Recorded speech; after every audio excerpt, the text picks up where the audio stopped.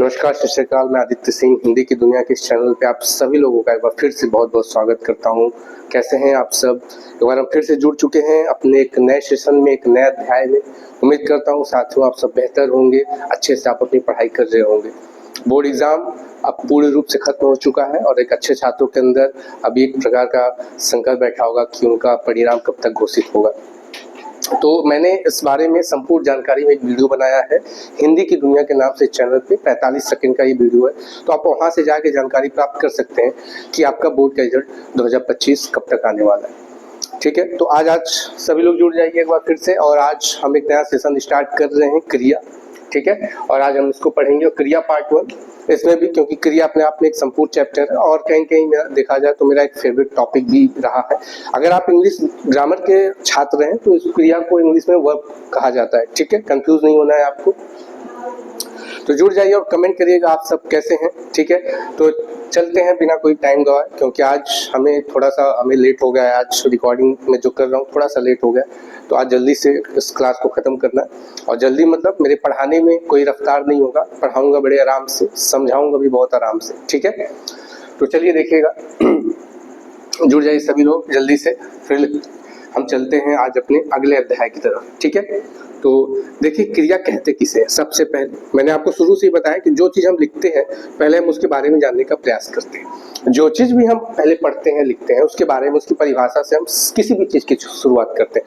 चाहे हम व्याकरण में कोई भी अध्याय पढ़े, शुरुआत हमेशा हम उसकी परिभाषा के माध्यम से करते हैं। ठीक है, तो क्रिया किसे कहते हैं मैंने बताया। अगर आप इंग्लिश ग्रामर के छात्र हैं तो क्रिया को इंग्लिश में वर्ब कहा जाता है। ठीक है, कंफ्यूजन, भ्रमित नहीं होना है आपको, याद रखिएगा। ठीक है, तो देखिए पहले मैं इसकी परिभाषा लिखता हूँ। वे शब्द, देखिए वे शब्द जो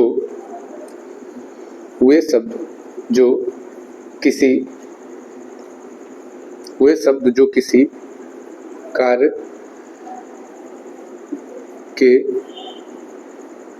कार्य के होने का बोध कराए। वे शब्द, देखिए मैंने क्या लिखा, वे शब्द जो किसी कार्य के होने का बोध कराया।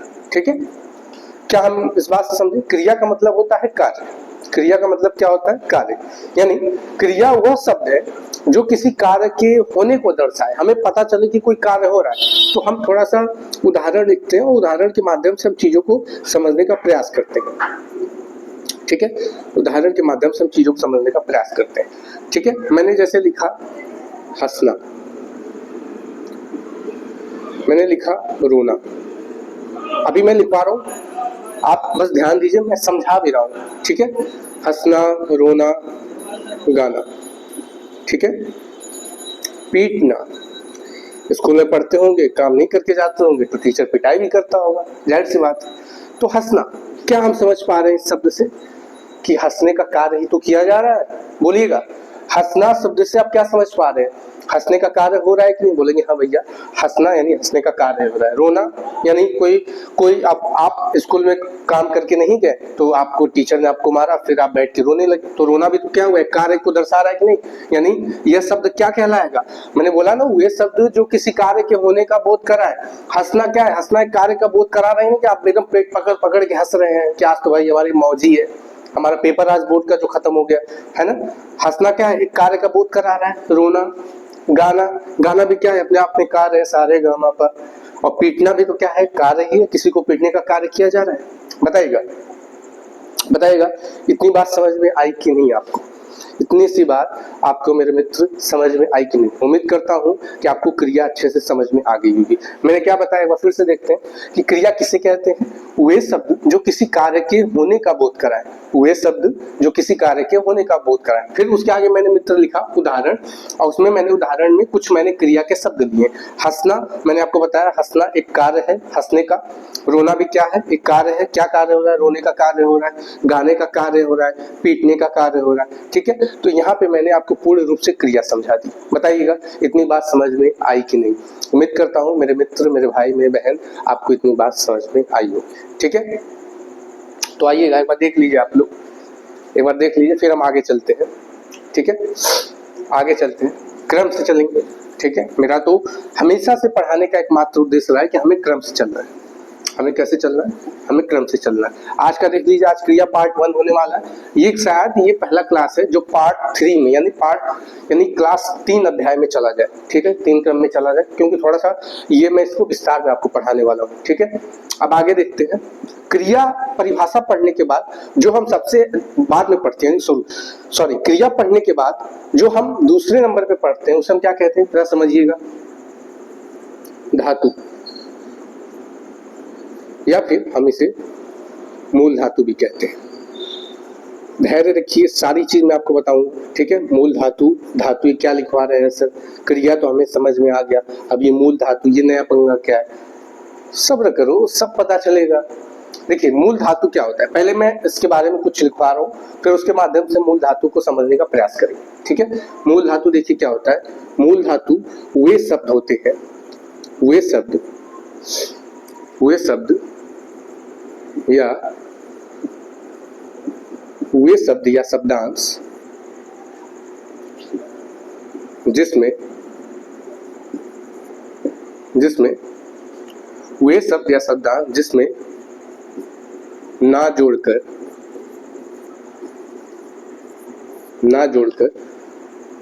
क्या होता है बताइएगा, ना जोड़कर क्रिया का क्या होता है? निर्माण होता है। क्रिया का निर्माण होता है। देखिए मैंने क्या लिखवाया, एक बार मैं इधर आ जाऊं, शायद इस साइड परछाई पड़ती है। देखिए थोड़ा सा मेरे गले में प्रॉब्लम है, तो हो सकता है कि आज थोड़ा उतनी आवाज कॉन्फिडेंशियल ना हो, लेकिन प्रयास मैं पूरा करूंगा कि आज के इस विशेष टॉपिक को मैं आपको बहुत ही अच्छे तरीके से डिलीवर कर पाऊँ, समझा पाऊँ, ठीक है, सिखा पाऊँ। तो जरा सा एडजस्ट करने की प्रयास करिएगा आप लोग, ठीक है। वे शब्द या शब्दांश जिसमें ना जोड़कर क्रिया का निर्माण होता है वही क्या कहलाता है? मूल धातु कहलाता है। यानी हम मूल धातु से क्या समझ पा रहे हैं, पहले जो मैं बताता हूँ उसको सुनिए। देखिए मूल धातु होता क्या है? मूल धातु बच्चों क्रिया का वह मूल रूप होता है। मैंने क्या कहा कि मूल धातु या धातु क्रिया का वह मूल रूप होता है जिसमें हम ना जोड़कर क्रिया का निर्माण करते हैं, जिसमें हम ना जोड़कर क्या करते हैं? क्रिया का निर्माण करते हैं। बताइएगा, यानी वे शब्द जिसमें ना जोड़कर हम क्या कर रहे हैं? क्रिया का निर्माण कर रहे हैं। यानी अभी जैसे मैंने आपको क्या लिखा था, आपको मैंने एक उदाहरण लिखा था क्रिया का। देखिए क्या मैंने लिखा था, हंसना, हंसना, हंसना, ठीक है। अब मैंने कहा कि वे शब्द या शब्दांश जिसमें ना जोड़कर, अब जरा सा मैं इस ना को हटा दूं, इस ना को हटा दूं, तो आप हंस से क्या समझ पा रहे हो? हंस से कुछ अर्थ निकल पा रहा है? हंस से आप थोड़ा सा अनुमान लगा सकते हो, तो हंस से कोई हंस रहा है, ठीक है। लेकिन यह क्या है? यह क्रिया का मूल रूप है। यह क्या है? क्रिया का मूल रूप है। जब हम इसमें बच्चों ना जोड़ेंगे, जब हम इसमें ना जोड़ेंगे, तब यह जाके क्या बनेगा? तब यह जाके क्या बनेगा? यह पूर्ण रूप से क्या बनेगा? क्रिया बनेगा। क्या बनेगा? क्या बनेगा? क्रिया बनेगा, ठीक है। तो हम इस परिभाषा से क्या समझेंगे, अभी जरा मैं आपको ये अभी बताता हूँ। 3-4 उदाहरण का हम बारी बारी प्रयास करेंगे, ठीक है। हम इस शब्द क्या समझते हैं, देखिएगा। हम इस परिभाषा से निष्कर्ष निकाल रहे हैं, ठीक है। इस परिभाषा से हम निष्कर्ष निकाल रहे हैं क्रिया का निर्माण। क्रिया का निर्माण कैसे होता है अभी आपको बताता हूँ, और फिर मैं आपको बता दे रहा हूँ क्रिया का निर्माण। क्रिया का निर्माण कैसे होता है बताइएगा। मूल धातु या धातु कह सकते हैं आप, ठीक है। मूल धातु में ना जोड़कर हम क्या बनाते हैं? क्रिया का निर्माण होता है। जब हम मूल धातु में ना जोड़ते हैं तो किसका निर्माण होता है बताइएगा? क्रिया का निर्माण होता है, ठीक है। यानी वे शब्द या शब्दांश जिसमें ना जोड़कर क्रिया का निर्माण होता है। वे शब्द या शब्दांश जिसमें ना जोड़कर क्रिया का क्या होता है? निर्माण होता है। तो क्रिया का निर्माण क्या होता है? मूल धातु में ना जोड़ के, तभी तो क्रिया का निर्माण होता है। अब मैं आपको कुछ उदाहरण के माध्यम से प्रयास कर रहा हूँ क्रिया के निर्माण करने का, ठीक है। देखिए मैंने लिखा था हंसना, एक बार फिर मैं दूसरा उदाहरण ले लेता हूँ, ठीक है। जैसे मैं ले लेता हूँ रोना, ठीक है। रोना क्या है? एक रोने का कार्य ही तो हो रहा है। रोने का बताइएगा, रोने का कार्य ही तो हो रहा है। अब मैं आपको कहूँ रोना में रोना में मूल धातु क्या होगा बताइएगा। रोना बोलेंगे, रोना में रू मूल धातु रहा होगा भैया, रोना में रू मूल धातु रहा होगा। जब उसमें ना जुड़ा होगा तभी तो जाके हमारा रोना बना होगा, और तब तो हम इसको क्रिया शब्द समझ पा रहे हैं। बताइएगा। ठीक है, तो रो क्या रहा होगा बताइएगा। रो एक मूल धातु रहा होगा, बोलेंगे हाँ भैया रो एक मूल धातु होगा। ठीक है, ना क्या रहा होगा बताइएगा। ना एक शब्दांश रहा होगा, बोलेंगे ना एक शब्दांश रहा होगा। ठीक है, और जब मूल धातु में शब्दांश जुड़ा होगा तभी तो हमारा क्या बना होगा, क्रिया बना होगा। और तब तो हम समझ पा रहे हैं कि रोना एक क्रिया का कार्य हो रहा है, एक क्रिया हो रही है, एक कार्य हो रहा है। बताइएगा, देख लीजिए मैंने आपको क्या पढ़ा है अब तक। मैंने आपको पढ़ा है क्रिया। क्रिया किसे कहते हैं, यानी वे शब्द जो किसी कार्य के होने को दर्शाए। ठीक है, उसके बाद मैंने कुछ उदाहरण के माध्यम से आपको क्रिया शब्द स्पष्ट किया। उसके बाद हम दूसरे क्रम पे आए, फिर हमने पढ़ा धातु या मूल धातु।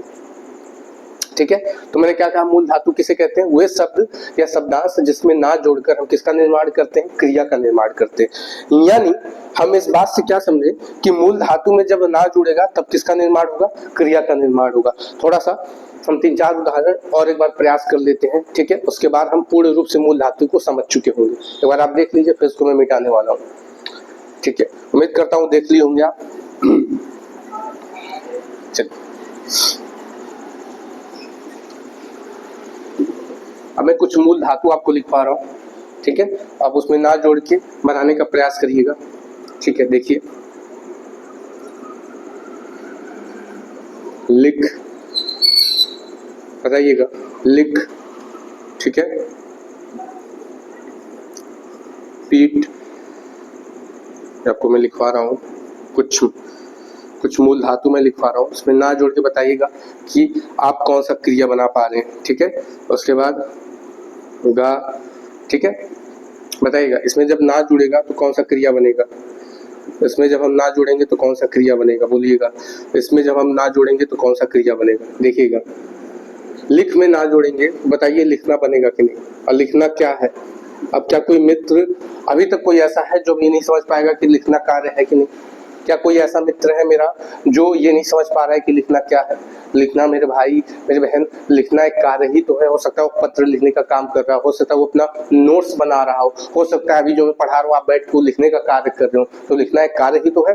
तो जब तक इसमें मैंने ना नहीं जोड़ा, आप समझ पाए क्या कि ये लिखना एक कार्य है या नहीं? ना जुड़ रहा है मूल धातु में तभी तो आप समझ पा रहे हो। जब ना जुड़ रहा है मूल धातु में तभी तो आप समझ पा रहे हो, पूर्ण रूप से आप बौद्धिक हो पा रहे हो कि हाँ लिखना एक कार्य है। तो कहने का मतलब मैं यहाँ पे आपको क्रिया का निर्माण बताने का प्रयास कर रहा हूँ। अब क्रिया का निर्माण कैसे होता है, बस आपको इतना याद रखना है कि मूल धातु में जब ना जोड़ता है तब जाके क्रिया का निर्माण होता है। मूल धातु में जब ना जुड़ता है तब मेरे भाई बहन, तब मेरे मित्र, मेरे दोस्त, मेरे साथी, तब जाके कहीं ना कहीं क्रिया का क्या होता है, निर्माण होता है। ठीक है, बताइएगा। पीट, पीटना भी क्या है, कार्य ही तो है। ठीक है, गाना क्या है, ये भी तो कार्य है।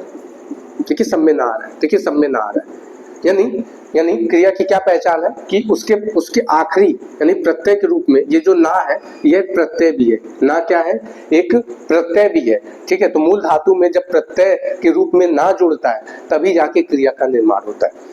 तो यह मैंने कुछ मूल धातु लिखवाए। अब मैं आपको पूर्ण रूप से क्रिया लिखवाता हूँ, आप जरा उसमें हमें मूल धातु बताने का प्रयास करिएगा। ठीक है, मूल धातु का बताने का प्रयास करिए, क्योंकि आपको मूल धातु ही पकड़ना है। आपको मूल धातु ही पकड़ना है, क्योंकि मेरे मित्र अगर आप क्रिया का कोई वाक्य पढ़ते हो, ठीक है, तो जरूरी नहीं है कि आपको उस वाक्य में यह ना प्रत्यक्ष रूप से दिखे। ज्यादातर वाक्यों में यही होता है कि ना अप्रत्यक्ष रहता है, आपको मूल धातु की सहायता से उस वाक्य की क्रिया को समझना होता है, पकड़ना होता है। यह बात एकदम सटीक है। मैंने क्या कहा कि आपको मूल धातु ही समझना है, यानी मूल धातु मतलब जिसमें ना जोड़ देंगे वो क्रिया बन जाएगा। अब इतना बौद्धिक तो आपको होना चाहिए कि आप किसी भी ऐसे शब्द को चुनिए, किसी भी ऐसे शब्दांश का चुनाव करिए जिसमें ना जोड़ने से क्रिया बने। जैसे मैंने यहाँ लिखा पीट, अब मैं इसमें ना जोड़ा तभी तो पीटना एक कार्य बना। तो जरूरी नहीं कि कहीं कहीं पे आपको ये पीटना ही प्रत्यक्ष रूप से लिखा हो सकता है लिखा हो पिटाई। तो पिटाई किससे बना है, पिटाई किससे बना है, पीठ से ही तो बना होगा। पीठ क्या है, मूल धातु रहा होगा। मूल धातु रहा होगा उसमें ना जुड़ा होगा तो ना बन गया पीटना। अब पिटाई से भी तो आप क्या समझ, पिटाई शब्द से भी तो आप यही समझ पा रहे हो कि हाँ कोई मार खा रहा है, कोई पीटने का, कोई पिटा रहा है वहां पे, तो भी तो आप समझ पा रहे हो कि हमारा कार्य हो रहा है किसका, पीटने का। तो आपको क्रिया के निर्माण में इतना समझना है कि क्रिया का निर्माण कैसे होता है, मूल धातु में ना जुड़ने से मेरे प्यारे भाई बहन मेरे दोस्त क्रिया का निर्माण होता है। मूल धातु में ना जुड़ने से किसका निर्माण होता है, क्रिया का निर्माण होता है। ठीक है, तो मैंने अभी आपको मूल धातु और ना लिख के फिर क्रिया बना के प्रयास करवाया। ठीक है, क्रिया को समझने का। अब मैं आपको पूर्ण रूप से क्रिया शब्द लिखाऊंगा, आपको एक बार बताना होगा कि इसमें मूल धातु क्या होगा। पढ़ना, ठीक है, हंसना, चलिए एक बार इसको फिर ले लेते हैं। ठीक है, मुकरना, गुजरना। ठीक है, वह रास्ते से गुजर रहे थे। चलिए बताइएगा क्या होगा, बताइएगा। और आप भी कॉपी पे लिख के, अब जहां भी आप बैठ के हमारा वीडियो देख रहे हैं, आप भी कॉपी पे आप लिख के, ठीक है, प्रयास करिए मूल धातु और ना को अलग करने का। ठीक है, पढ़ना बताइए क्या मूल धातु रहा होगा, बताइए पढ़ना मूल धातु क्या रहा होगा। बोलेंगे कि भैया पढ़ना में पढ़ मूल धातु रहा होगा और उसमें ना जुड़ा होगा तब क्रिया बनी होगी, बोलेंगे बिल्कुल सही। ठीक है, हंसना में मूल धातु क्या होगा बताइएगा। हंसना में मैंने आपको बताया था, अभी कुछ ही देर पहले बताया था, हंसना में हंस मूल धातु होगा तभी उसमें ना जुड़ेगा तब जाके हंसना बनेगा। मुकरना में बोलेंगे मुकर एक मूल धातु रहा होगा सर भैया, मुकरना में मुकर एक मूल धातु रहा होगा उसमें ना जुड़ा होगा तब जाके हमारा क्या बना होगा, मुकरना एक क्रिया शब्द बना होगा। जब कोर्ट में जज के सामने वह गवाही देने गया तो अपने बयानों से, अपनी बातों से मुकर गया। जो वो बोला था कि कोर्ट के सामने मैं कोर्ट में जाके ये सारी बातें दूं, गवाही के रूप में दूंगा, लेकिन कोर्ट में जाने के बाद वह आदमी अपनी बातों से क्या हो गया, मुकर गया। तो मुकरने का कार्य ही तो किया, अपनी बातों से पीछे हट गया, कार्य ही तो किया। ठीक है, तो मुकरना में मुकर एक, बताइएगा मूल धातु रहा होगा कि नहीं, बताइएगा मूल धातु रहा होगा कि नहीं। बोलेंगे हाँ भैया मुकरना में मुकर एक मूल धातु रहा होगा।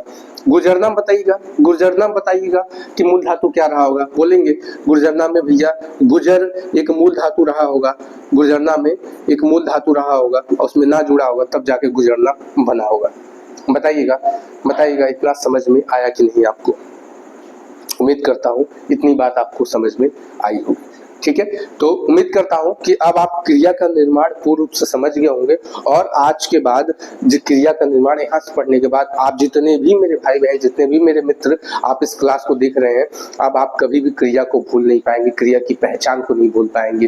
क्रिया की पहचान क्या, कि जब लास्ट में प्रत्यय के रूप में ना लगा हो, और जरूरी नहीं कि कहीं ना लगे, मूल धातु में ना जुड़ने से क्रिया का निर्माण होता है।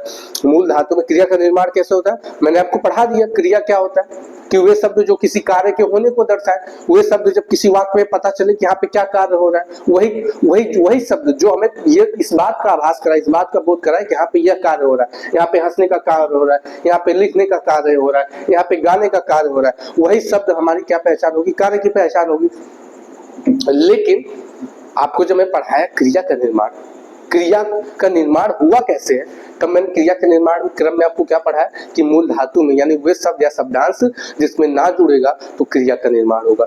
ठीक है, इतनी बात समझ में आई।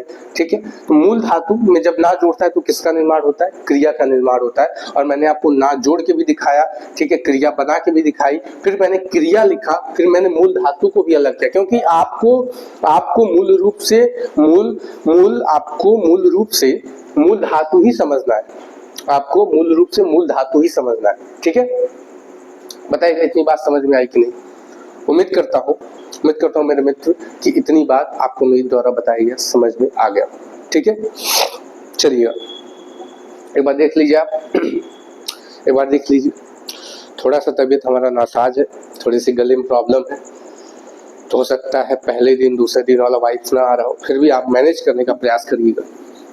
और कुछ लोग जो मुझे अब रोजाना देख रहे हैं, कहीं मेरी बातों को समझेंगे। ठीक है, हर दिन एक जैसा नहीं होता ना, कि मैं प्रयास करता हूँ, मैं किसी भी स्थिति में हूँ, आपको हर दिन उतना ही भाव के साथ, उतनी ही एनर्जी के साथ, उतनी ऊर्जा के साथ मैं आपके सामने आऊँ और बेहतर से बेहतर चीजें सिखा के जाऊँ। ठीक है, ये मेरा हर दिन प्रयास रहेगा। ठीक है, ये बात की तो मैं वादा करता हूँ आपसे। ठीक है, अब आगे देखिए मैंने क्या पढ़ा दिया आपको, मैंने क्रिया पढ़ा दिया और मैंने आपको क्या पढ़ा दिया, क्रिया के बाद फिर मैंने आपको पढ़ाया क्रिया का निर्माण। अब आगे चलते हैं, जब हम आगे पढ़ेंगे, देखिए जब हम आगे पढ़ेंगे तो जो हम मेन रूप से क्रिया पढ़ेंगे वो है कर्म के आधार पर क्रिया के भेद और प्रयोग एवं संरचना के आधार पर क्रिया के भेद। तो प्रयोग एवं संरचना के आधार पर, अब या मैं जैसे बता रहा हूँ वैसे सुन लीजिए, ठीक है। आगे एक एक करके मैं आपको चीजें सिखाऊंगा। प्रयोग और संरचना के आधार पर जब हम पढ़ेंगे तो एक क्रिया आती है, देखिएगा मैं वो अभी बता रहा हूँ, और अभी बताना मेरे मित्र इसलिए वो जरूरी है एक मिनट,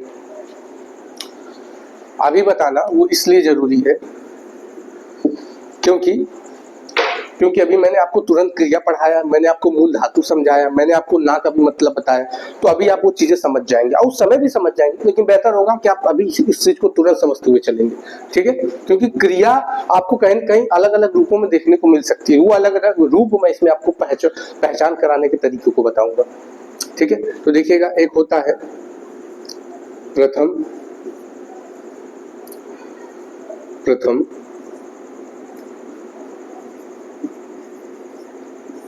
प्रेरणार्थक क्रिया,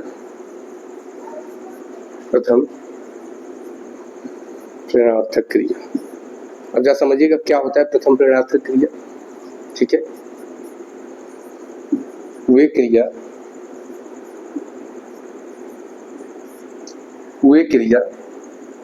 समझिए, अभी मैं जैसे लिखवा रहा हूँ बस वैसे आप समझने का प्रयास करें, अभी मैं सारी चीजें सिखाता हूँ, ठीक है। प्रथम प्रेरणार्थक क्रिया किसे कहते हैं? देखिए, वे क्रिया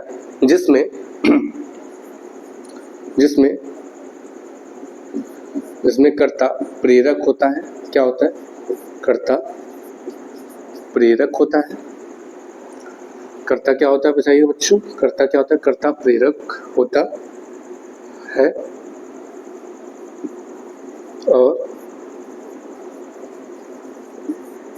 और उसकी मौजूदगी में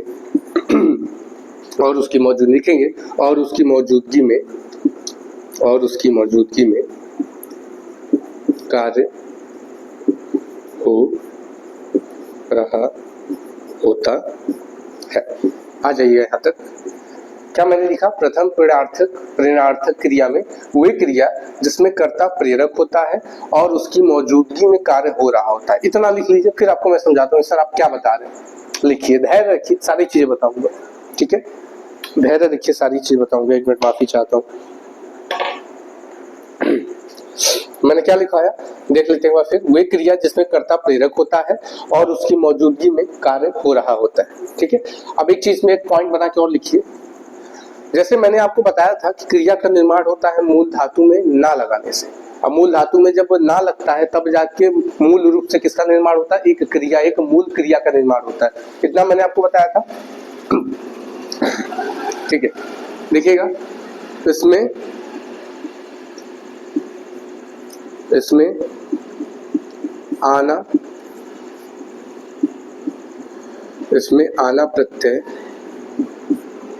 आना प्रत्यय का प्रयोग होता है। क्या समझे तुम इस बात से? इसमें आना प्रत्यय का प्रयोग होता है, ठीक है। मैंने क्या कहा एक बार फिर से देख लेते हैं। वे क्रिया जिसमें कर्ता प्रेरक होता है और उसकी मौजूदगी में कार्य हो रहा होता है। अब हमें इतनी सारी बातों को अगर समझना है तो हमें उदाहरण लेने पड़ेंगे, उदाहरण हमें इसके लिए लेने पड़ेंगे, और इसमें आना प्रत्यय का प्रयोग होता है। मैंने आपको पहला लिखवाया था एग्जाम्पल, पढ़ना। अब पढ़ना मूल धातु क्या होगा? मैंने बताया था मूल धातु कैसे अलग करना है। ना को अलग कर दीजिए, जो बचेगा वही मूल धातु होगा। या फिर आप वैसे किसी शब्द को सुनिए जिसमें आप ना जोड़ रहे हैं तो क्रिया बन जा रही है। तो अगर आप ना को कवर कर दे रहे हैं तो क्या बचा? पढ़। अब पढ़ में ना जोड़िए तो क्या बन जाएगा? पढ़ना। अब पढ़ना एक कार्य है कि नहीं बताइए? पढ़ना एक कार्य है कि नहीं? बोलेंगे हाँ भैया पढ़ना एक कार्य है, ठीक है। तो पढ़ना आपको मैं बताया था कैसे बना। मूल धातु में ना जोड़ने से पढ़ना क्या बन गया? एक क्रिया शब्द बन गया। पढ़ना क्या है? एक क्रिया है। तो पढ़ना किससे बना है बताइएगा? पढ़ धन ना जुड़ा होगा तभी तो क्रिया बना होगा। पढ़ एक मूल धातु रहा होगा, इसमें ना जुड़ा होगा तभी तो पढ़ना एक क्रिया शब्द बना होगा, ठीक है। लेकिन कहीं कहीं आपको लिखा हो सकता है, एक और शब्द, वो है पढ़ाना। अब जो बच्चे नहीं जानते होंगे, जो मेरे भाई बहन नहीं जानते होंगे, बोलेंगे पढ़ना भी सर एक कार्य है, पढ़ाना भी एक कार्य है। क्या है दोनों में अंतर? देखिए, पढ़ाने में मूल धातु क्या होगा पहले समझते हैं। पढ़ाना में मूल धातु क्या होगा? बोलेंगे पढ़ाना में भी तो मूल धातु वही होगा पढ़, लेकिन अंतर क्या है? जब हम यहाँ पे प्रत्यय के रूप में ना का प्रयोग करते थे, यहाँ पे हम किसका प्रयोग किए? इसमें क्या उच्चारण आ रहा है? इसमें ना का उच्चारण आ रहा है, और इसमें किसका उच्चारण आ रहा है? पढ़ाना। इसमें किसका उच्चारण आ रहा है बताएंगे? आना का उच्चारण आ रहा है। किसका उच्चारण आ रहा है? आना का। जब हम बोल रहे हैं तो हमें क्या साउंड आ रहा है?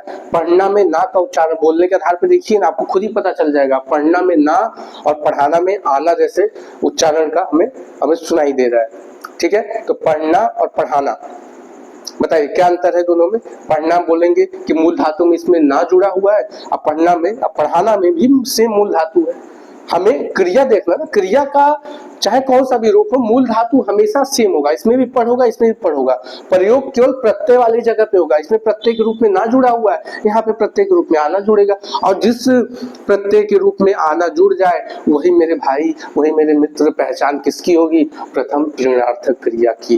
प्रथम प्रेरणार्थक क्रिया की। अभी मैं देखने के आधार पर आपको अंतर बता रहा हूँ, अभी मैं परिभाषित रूप से इसका अंतर भी बताऊंगा। ठीक है, तो पढ़ना में पढ़धन ना जुड़ा हुआ तब पढ़ना क्रिया बना होगा। लेकिन पढ़ाना भी एक कार्य है, लेकिन ये किस प्रकार का क्रिया है, हमें यहाँ पे ये बात समझनी पड़ेगी। तो पढ़ाना में देखिए, पढ़ में आना प्रत्यय जुड़ा है, और पढ़ में जब आना, यानी यहाँ पे कर्ता की मौजूदगी में कार्य हो रहा है। कर्ता यहाँ स्वयं कार्य नहीं कर रहा है। क्या बोला गया है प्रथम प्रेरणार्थक क्रिया के कथन में? कि वे क्रिया जिसमें कर्ता प्रेरक होता है और उसकी मौजूदगी में कार्य हो रहा होता है, वही क्या कहलाता है हमारा? वही हमारा प्रथम प्रेरणार्थक क्रिया कहलाता है। ठीक है, एक विशेष अंतर ये देखिए कि इसके मूल धातु में ना जुड़ा हुआ है, तो पढ़ना मूल क्रिया बन जा रही है। इसमें भी मूल धातु सेम रहने वाले पढ़, लेकिन इसमें ना की जगह आना प्रत्यय जुड़ रहा है, और आना प्रत्यय जुड़ के क्या बन जा रहा है? पढ़ाना ही तो बन रहा है। एक बार फिर लिख दे रहा हूँ, ठीक है, पढ़ाना बन जा रहा है, और दोनों में अंतर है ये, पढ़ना और पढ़ाना। अब मैं देखने के आधार पे आप अंतर समझ गए। यहाँ पे ना है, यहाँ पे आना है। अब मैं परिभाषित रूप से इसका अंतर बताता हूँ। प्रेरक क्यों कहा इसमें? ठीक है, एक बार मैं मिटा रहा हूँ और फिर से इसको लिखूंगा। देखिएगा, परिभाषित रूप से इसका जरा अंतर समझिए आप, तभी आप प्रथम प्रेरणार्थक क्रिया को अच्छे समझ पाएंगे। एक होता है पढ़ना, एक होता है पढ़ाना। अब जरा मित्र, मेरे भाई, मेरे बहन, एक बात आप बताइए, आप जब पढ़ेंगे, पढ़ना क्या है? आप पढ़ने का काम स्वयं ही तो करेंगे। क्या किसी को आप कोई मोटिवेट कर रहा है कि नहीं पढ़ो? पढ़ना जो है, आप क्या कोई कोई आपको प्रेरणा के दे रहा है, कोई सीख दे रहा है कि नहीं पढ़ो तुम खुद से बैठ के? बोलोगे नहीं सर, हम तो ये कार्य स्वयं करें। पढ़ना क्या है? आप स्वयं ही तो ये कार्य को आप स्वयं ही तो कर रहे हो, कि कोई आके आपको जबरदस्ती करवा रहा है। पढ़ना जो कार्य है, आप स्वयं तो ही करोगे। पढ़ाना, अब पढ़ाना बताइए। एक पढ़ना है जो स्वयं करोगे, नहीं। पढ़ाना क्या है? यहाँ पे कोई व्यक्ति है, वो प्रेरक के रूप में है, जो आपको पढ़ा रहा है। यहाँ किसी और व्यक्ति की मौजूदगी में कार्य, यही तो कहा गया है कि वे क्रिया जिसमें कर्ता प्रेरक होता है और उसकी मौजूदगी में कार्य हो रहा होता है। इसमें कर्ता क्या है? प्रेरक है। अगर किसी मेरे भाई बहन को कर्ता के में कंफ्यूजन हो, तो कर्ता जान जाए किसे कहते हैं? कि किसी वाक्य में कार्य करने वाला व्यक्ति। किसी भी वाक्य में, जैसे मैंने कहा कि मैं अभी यहाँ पे पढ़ा रहा हूँ, तो मैं यहाँ कौन सा कार्य कर रहा हूँ? मैं किस रूप में हूँ? मैं कर्ता हूँ, मैं यहाँ पढ़ाने का कार्य कर रहा हूँ। ठीक है, तो वाक्य में जो कार्य करने वाला होता है वो क्या होता है? कर्ता होता है। तो पढ़ना पढ़ाना में क्या अंतर है? देखिए, पढ़ने का काम आप स्वयं करेंगे, लेकिन पढ़ाना क्या है? यहाँ क्या कोई व्यक्ति ये काम स्वयं कर रहा है? नहीं, यहाँ कोई प्रेरणा दे रहा है। ठीक है, यहाँ एक कर्ता है जो प्रेरक के रूप में है, और क्या उसकी मौजूदगी में यहाँ पे कार्य हो रहा है, वो पढ़ाना। ठीक है, पढ़ना स्वयं हो रहा है, यहाँ पे कोई दूसरा व्यक्ति मौजूद नहीं है। लेकिन पढ़ाना यहाँ पे क्या है? कर्ता प्रेरक के रूप में यहाँ मौजूद है, और उसकी मौजूदगी में कार्य हो रहा है, पढ़ाना।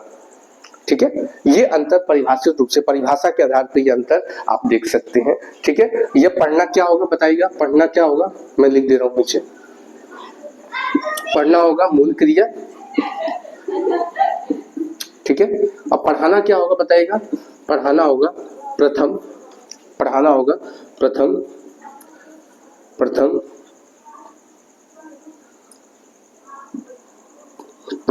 प्रेरणार्थक क्रिया।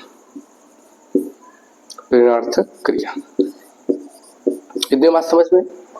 ठीक है, मूल क्रिया प्रथम प्रेरणार्थक क्रिया के अंतर समझ में आया आपको? मैंने क्या बताने की कोशिश किया कि सबसे पहला अंतर मैंने आपको बताया, ठीक है, सबसे पहला अंतर क्या बताया कि इसके मूल धातु में ना प्रत्यय जुड़ेगा और इसके मूल धातु में, ठीक है, इसके मूल धातु में आना प्रत्यय जुड़ेगा, क्योंकि पढ़ना में ना आ रहा है और पढ़ाना जब हम इसको उच्चारण कर रहे हैं, इसको बोल रहे हैं, ठीक है, तो लास्ट में किसको क्या उच्चारण हो रहा है? लास्ट में आना का भाव आ रहा है, आना सुनाई दे रहा है हमें। पढ़ना पढ़ाना, पढ़ना पढ़ाना, ना आना, पढ़ना पढ़ाना, देखिए पढ़ना ना आ रहा है, पढ़ाना आना आ रहा है। तो जब प्रत्यय के रूप में आना है तो किसकी पहचान होगी? प्रथम प्रेरणार्थक क्रिया की पहचान होगी, ठीक है। मैंने ये देखने के आधार पर अंतर बताया। परिभाषित रूप से मैंने मूल क्रिया और प्रथम प्रेरणार्थक क्रिया के बीच में अंतर ये बताया कि मूल क्रिया स्वयं आप खुद ही करेंगे, ठीक है, पढ़ना लिखना, लिखने का काम आप स्वयं तो कर रहे हैं, लेकिन मैं आपसे कहूं लिखाना, तो आप वहां पे हैं, आप वो कार्य नहीं कर रहे हैं। प्रथम प्रेरणार्थक क्रिया, जब मूल क्रिया से कोई क्रिया प्रथम प्रेरणार्थक क्रिया के रूप में परिवर्तित होगी तो वहां पे आप कार्य स्वयं नहीं करेंगे। लेकिन अगर आप मूल क्रिया है, पढ़ना क्या है? मूल क्रिया, तो यहाँ पे पढ़ने का कार्य आप स्वयं ही तो कर रहे हैं, कोई दूसरा व्यक्ति तो नहीं करवा रहा है। लेकिन यहाँ पे पढ़ाना क्या है? मैं फिर वही चीज बता रहा हूँ, पढ़ाना क्या है? यहाँ पे आप पढ़ाने कार्य के आपकी मौजूदगी में वो कार्य हो रहा है, पढ़ाना, ठीक है। तो ये अंतर हम समझे प्रथम प्रेरणार्थक क्रिया का। बताइए इतनी बात आपको समझ में आई कि नहीं? बताइएगा कि प्रथम प्रेरणार्थक क्रिया आपको समझ में आया कि नहीं। उम्मीद करता हूं मेरे दोस्त कि आपको इतनी बात अब तक समझ में आई होगी, ठीक है। अब जरा हम चलते हैं और कुछ मूल धातु, ठीक है, कुछ मूल धातु लिखते हैं, उसके बाद फिर हम मूल क्रिया बनाएंगे, फिर मूल क्रिया से हम क्या बनाएंगे? फिर मूल क्रिया से हम प्रथम प्रेरणार्थक क्रिया बनाएंगे। इतना एक बार देख लीजिए आप लोग, फिर हम आगे चलते हैं।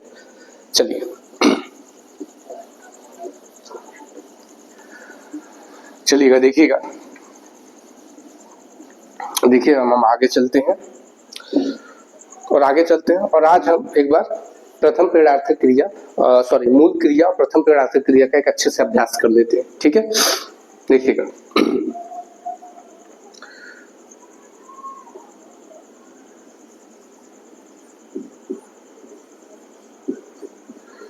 मूल धातु। अब उम्मीद करता हूं मेरे किसी भी भाई बहन को, मेरे किसी भी मित्र को मूल धातु या मूल क्रिया या प्रथम प्रेरणार्थक क्रिया में कंफ्यूजन नहीं होगा, ठीक है। मूल धातु, मूल क्रिया, ठीक है, मूल क्रिया और प्रथम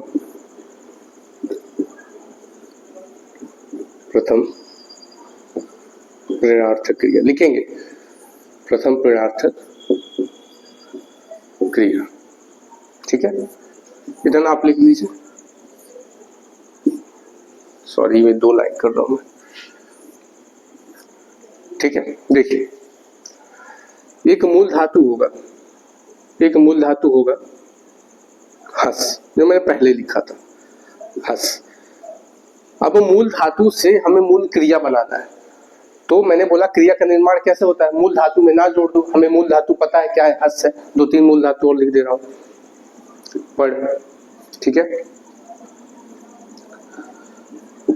मांग, ठीक। ये तो 3 मूल धातु लिखे और 3 मूल धातु से हम 3 मूल क्रिया बनाएंगे, फिर 3 प्रथम प्रेरणार्थक क्रिया बनाएंगे, ठीक है। प्रथम प्रेरणार्थक क्रिया के बगल में आप ये आना लिख लीजिए ताकि आपको समझ में आए, ठीक है। आपको समझ में आया कि यहाँ पे आना प्रत्यय लगाना है और यहाँ पे ना लगाना है, तब जाके मूल क्रिया बनता है। यानी मूल धातु में जब ना जोड़ता है तो क्या बनता है? मूल क्रिया बनता है, ठीक है। तो हस क्या है बताइएगा? हस क्या है?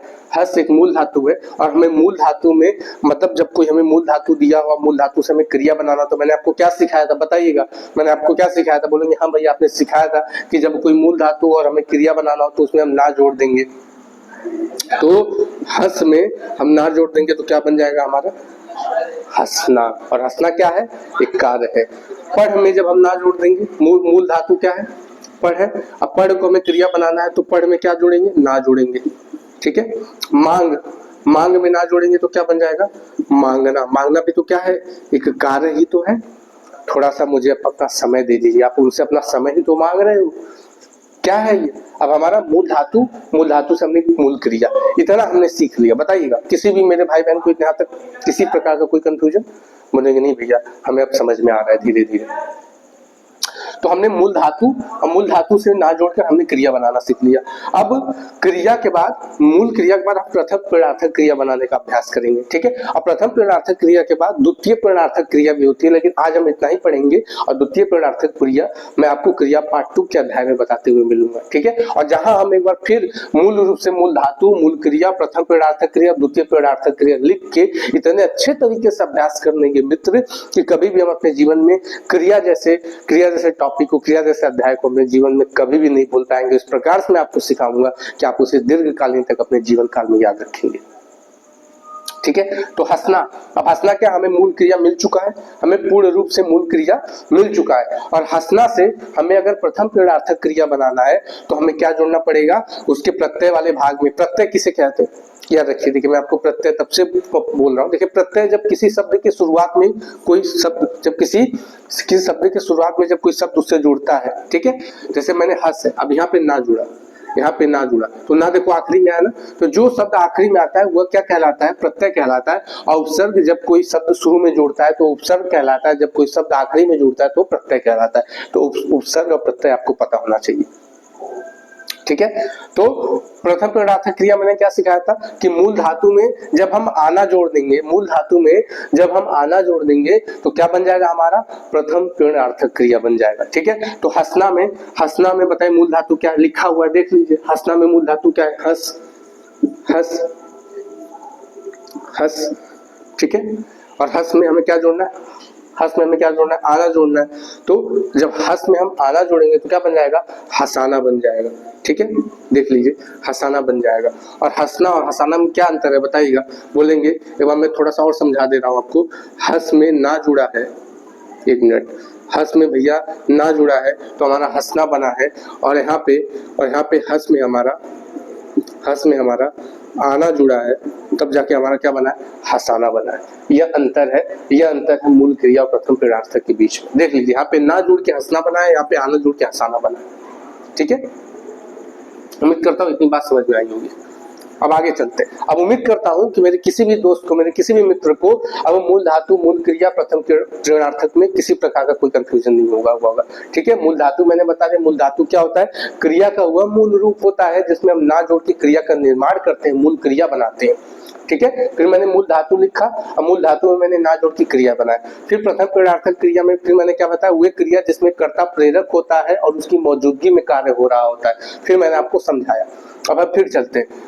पढ़ना में मूल धातु क्या होगा बताइएगा, पढ़ना मूल धातु देख लीजिए। बोलेंगे हाँ भैया लिखे तो है, फिर क्यों पूछ रहे, अरे पूछना भी जरूरी है, पूछना नहीं पूछेंगे फिर आप भूल जाओगे, ठीक है। एक टीचर बात को बार बार दोहराता है इसलिए ताकि वो आपके दिमाग में जो चीज बैठा है ना वो बैठा ही रहे, उसको उठ के जाने ना दे कहीं। पढ़ाना में, पढ़ में आना जुड़ जाएगा, क्या बन जाएगा, पढ़ाना। मांगना में क्या बन जाएगा बताइएगा, मांगना क्या है, अभी एक मूल क्रिया है, लेकिन हमें इसको प्रथम प्रेरणार्थक क्रिया बनाना है तो क्या बन जाएगा, मांगना का क्या बन जाएगा बताइएगा, मंगाना बनेगा। मंगाना में आना आ रहा है कि नहीं बताइएगा, मंगाना में आना आ रहा है कि नहीं, बोलेंगे हाँ भैया मंगाना में आना आ रहा है। थोड़ा सा दो तीन मूल धातु और लिख के प्रयास कर लेते हैं। हंसना हो गया, पढ़ना हो गया, लिख हो सकता है एक मूल धातु, बोलेंगे हाँ भैया लिख हो सकता है, ठीक है। और क्या हो सकता है बताइएगा, और हो सकता है बताइएगा, एक हो सकता है दौड़। चलिए इतना रहने देते हैं। दो मैंने मूल धातु और लिखे और दो मूल धातु से हम अभी मूल क्रिया बनाएंगे और फिर मूल क्रिया से हम प्रथम प्रेरणार्थक क्रिया बनाएंगे और उसके बाद हम इस क्लास को आज यहीं पे समाप्त करेंगे, ठीक है। लिख में मूल धातु जोड़ेंगे तो क्या बनेगा बताइएगा, बोलेंगे भैया लिखना बन जाएगा। और लिखना क्या है, कार्य है। हो सकता है आप पत्र लिख रहे हो सकता है आप कहीं कॉपी पे कुछ शायरी लिख रहे हो, कोई गाना लिख रहे हो, है ना। दौड़ क्या हो सकता है, देखिए दौड़ लिखा मैंने, दौड़, माफी चाहता हूँ इसके लिए, दौड़। अब दौड़ में आप ना जोड़ेंगे तो क्या बनेगा बताइएगा, दौड़ना। और दौड़ना क्या है, एक कार्य है। दौड़ना क्या है, एक कार्य है, ठीक है। अब हमें लिखना, दौड़ना, हमें मूल क्रिया मिल चुकी है। अब मेरे मित्र, मेरे भाई बहन, अब मूल क्रिया से हमें क्या बनाना है, प्रथम प्रेरणार्थक क्रिया बनाना है। और मैंने प्रथम प्रेरणार्थक क्रिया बनाने के लिए क्या बोला था कि मूल धातु में सबसे पहले मूल क्रिया कैसे बनेगा, मूल धातु में जब हम ना जोड़ेंगे, ठीक है। तो मूल धातु में जब हम ना जोड़ेंगे तो हमारा क्या बन के निकलेगा, मूल क्रिया। लेकिन जब हम मूल क्रिया में सॉरी, जब हम मूल क्रिया से प्रथम प्रेरणार्थक क्रिया बनाते हुए मिलेंगे तो हमें मूल धातु में क्या जोड़ना पड़ेगा, आना जोड़ना पड़ेगा। यही पहचान है किसकी, यही पहचान है किसकी, प्रथम प्रेरणार्थक क्रिया की। ठीक है, तो लिखना में बताइएगा, लिखना में आना जोड़ेंगे तो क्या बनेगा, लिखना में जब हम आना जोड़ेंगे तो क्या बनेगा, बोलेंगे लिखाना बनेगा कि नहीं, लिखाना बनेगा कि नहीं। ठीक है, लिखाना। दौड़ना में बताइएगा, दौड़ना में, दौड़ना मूल क्रिया है, जब हम इसे प्रथम प्रेरणार्थक क्रिया बनाएंगे तो क्या बनेगा बताइएगा, दौड़ाना बनेगा कि नहीं, बनेगा कि नहीं बताइएगा। लिखिए, थोड़ा लिखने का भी प्रयास किया करिए। अगर आप देख रहे हैं तो थोड़ा सा आप लिखेंगे तो आपको थोड़ा मूल धातु और भी आप स्पष्ट रूप से सोच पाएंगे। और जब आप लिख के कोई चीज, आप जब कोई चीज किसी का अभ्यास आप लिख के करते हैं तो आपके मस्तिष्क में बड़े लंबे समय तक रहता है। ठीक है, तो अगर आप देखते हैं तो मैं प्रयास तो करता हूँ इस प्रकार बताने कि अगर आप देख भी रहे हो तो आपके दिमाग में बैठ जाए। लेकिन मेरे भाई बहन, मेरे मित्र, अगर आप किसी भी चीज को अगर आप एक बार लिख के अभ्यास करते हो, उसको लिख के पढ़ते हैं तो आपके दिमाग में बहुत जल्दी बैठता है और लंबे समय तक बैठता है। ठीक है, तो देख लीजिए एक बार देख लीजिए। तो हमने आज क्या क्या पढ़ा, हमने बोलेंगे भैया कि आज हम क्रिया पढ़े, हमने आज क्रिया सीखा। ठीक है, क्रिया किसे कहते हैं, क्रिया के बाद फिर हमने क्रिया का निर्माण पढ़ा कि क्रिया का निर्माण कैसे होता है। मूल धातु में जब हम ना जोड़ते हैं तो क्रिया का निर्माण होता है। मूल धातु किसे कहते हैं, मूल धातु क्रिया का वह मूल रूप होता है जिसमें हम ना जोड़ते हैं और तब जाके हमारा क्रिया बनता है। ठीक है, उसके बाद फिर हम मूल धातु पढ़े, फिर हमने क्या पढ़ा, फिर हमने पढ़ा प्रथम प्रेरणार्थक क्रिया। प्रथम प्रेरणार्थक क्रिया हमने क्या पढ़ा कि वे क्रिया जिसमें कर्ता प्रेरक होता है और उसकी मौजूदगी में कार्य हो रहा होता है। फिर हमने कुछ उदाहरण लिख के प्रयास किए और फिर मूल क्रिया और प्रथम प्रेरणार्थक क्रिया के बीच का अंतर जाना। इतना आज हमने अपने क्रिया पार्ट 1 की क्लास में पढ़ा। बताइएगा कि अब तक जो कुछ भी मेरे द्वारा बताया गया, मेरे भाई बहन, मेरे मित्र, आपको समझ में आएगी। उम्मीद करता हूँ बेहतरीन ढंग से आपको समझ में आया होगा। ठीक है, एक बार आप देख लीजिए। और किसी प्रकार का कोई डाउट हो इस क्लास में तो आप कमेंट में करिएगा।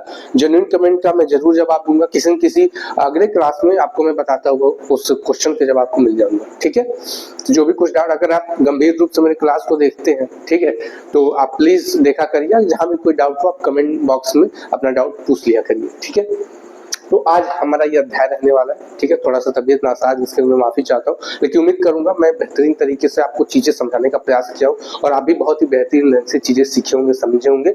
और उम्मीद करता हूँ कि आज जो कुछ भी मेरे द्वारा क्रिया के अध्याय में पढ़ाया गया, आप उसे एक दीर्घकालीन तक अपने जीवन काल में याद रखेंगे। ठीक है, तो चलिए, ये समय है अब इस क्लास को खत्म करने का, इस अध्याय को खत्म करने का। और मिलते हैं मेरे साथी, मेरे मित्र, अब क्रिया पार्ट 2 के अध्याय में। तब तक अपना बहुत सारा ख्याल रखिए। स्वस्थ रहिए, जिंदाबाद, जबरदस्त रहिए, बहुत अच्छे से पढ़ाई करिए। और जीवन है, सारी चीजें करिए, लेकिन एक सीमा में रह के करिए। ठीक है, एक सीमा में रखे करिए, पढ़िए, मस्ती करिए, घूमिए फिरिए, लेकिन याद रखिए कि आपका जीवन का मूल कार्य क्या है, आपके जीवन की मूल खेती क्या है। ठीक है, आपको देखिए, जीवन में बहुत सारी चीजें हम करते हैं, ठीक है, लेकिन अगर हम सबसे पहले अपने जीवन को सफलता के उस स्तर पे पहुंचा दे जहां से हम ये सारी चीजें, मस्ती मजाक सारी चीजें करें और वो चीज लोगों के नजर में सही भी हो, तो पहले हम खुद को उस स्तर पे ले जाके बार पहुंचा दे। उसके बाद ऐसा नहीं कि हम कुछ भी कर सकते, नहीं, मैं इस बात को प्रोत्साहन नहीं दे रहा हूँ। मैं इस बात कह रहा हूँ कि आप जब एक सफल व्यक्ति बन जाते हैं तो उसके सफल व्यक्ति बनने के बाद आपके द्वारा जो कोई भी कार्य किया जाता है, फिर ना माँ बाप का हस्तक्षेप होता है। ठीक है, अब ऐसा नहीं कि आप कुछ भी कार्य करें तो माँ बाप नहीं बोलेंगे, जाहिर सी बात है बोलेंगे, लेकिन जो सफलता से पहले हम जो कार्य करते हैं, घूमना फिरना, है ना, दोस्तों के साथ इधर जाना उधर जाना, तो ये सारी चीजें कहीं कहीं सफल होने के बाद फिर न घर वाले पूछते, न रिश्तेदार पूछते, फिर आप जो करेंगे लोगों को अच्छा लगेगा। तो मेरे मित्र, प्रयास आपका ये होना चाहिए कि हर दिन आप अपने आप को सफलता की ओर लेके जाएं। ठीक है, हर दिन आप अपने आप को एक सफलता की ओर लेके जाएं। खुद पे इतना प्रयास कर दीजिए, खुद पे इतना मेहनत कर दीजिए कि समाज में जो लोग आपको नकारे हैं, कल वही लोग आपके सफल होने के बाद आपसे मिलने के लिए आपसे समय मांगे। पुरानी बात है, मैं कोई नई बात नहीं बोल रहा हूँ। लोग, हर व्यक्ति यही कहता है, हर शिक्षक, हर मेरे बड़े गुरु जी, जिन्हें मेरे भाई मेरे जैसे पढ़ाते, सारी बात यही कहते हैं, हम भी यही कहते हैं। समझाने का हम प्रयास ही कर सकते हैं, मित्र, समझना आपको ही है। ठीक है, तो चलिए, बहुत सारा ख्याल रखिए। मिलते हैं अगले अध्याय यानी क्रिया पार्ट 2 में। उम्मीद करता हूँ कि आज आप इस क्लास से बहुत कुछ सीखे होंगे। तो चलिए, बहुत सारा ध्यान रखिए। जय हिंद, जय भारत, जय माता सरस्वती।